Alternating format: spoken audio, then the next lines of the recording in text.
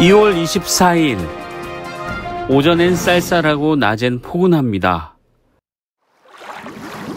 미래를 여는 창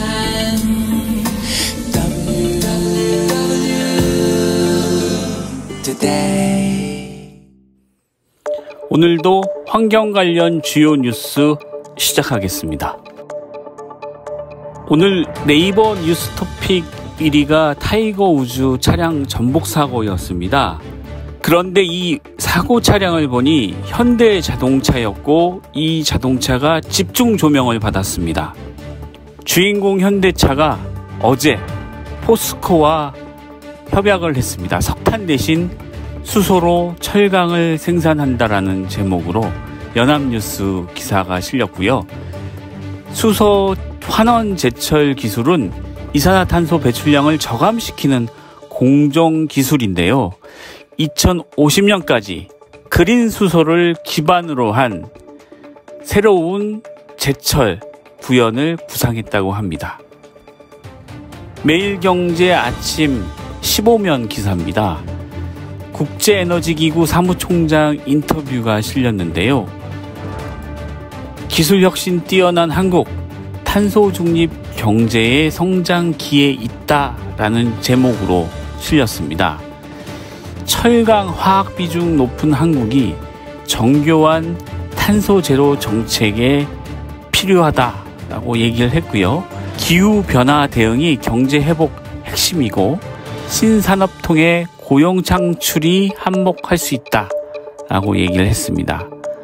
세제 지원 등 인센티브 확대, 신재생에너지 시장 더 키워야 라고 덧붙여서 인터뷰했습니다. 다음은 한겨레 신문 아침 이면 기사입니다. 텍사스 정전, 재생에너지 탓 아닌 전력시장 자유화 참사였다라는 제목으로 400만 가구가 전기 끊기고 이번에요. 일부 가정은 전기요금이 1,800만 원도 나오는 사건들이 있었는데요. 그 전에도 이런 일이 있었다고 합니다. 그러니까 대규모 정전이요.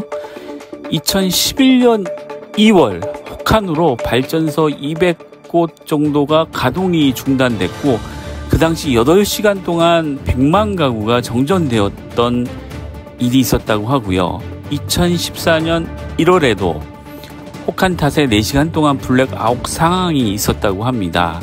연방에너지규제위원회는 2011년부터 텍사스주에 이런 혹한기 전기 공급에 이상이 없도록 대비를 하라고 공고한 내용들이 기사로 실렸습니다.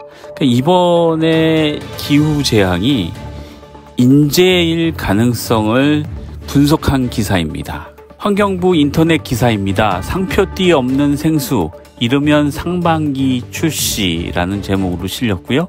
23일 환경부와 상표띠 없애기 한 업체들이 약속을 했습니다. 올해 전체 생산량의 20% 교체를 목표로 하고 있다고 합니다. 내년부터 금속 섞인 플라스틱도 재활용이 불가능하다고 합니다. 종량제로 버려야 된다고 하네요. 환경단체는 혼란 가중될 수도 있으니 재질 개선 유도부터 해야 한다고 말하고 있습니다. 노컷 뉴스입니다.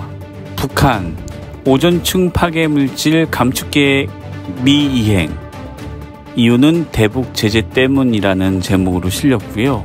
2019년부터 이런 여러 국제회의에서 지적을 했는데 북한 입장에서는 이행 계속 노력하지만 제재로 국제사회 지원 막혀라고 답변했습니다.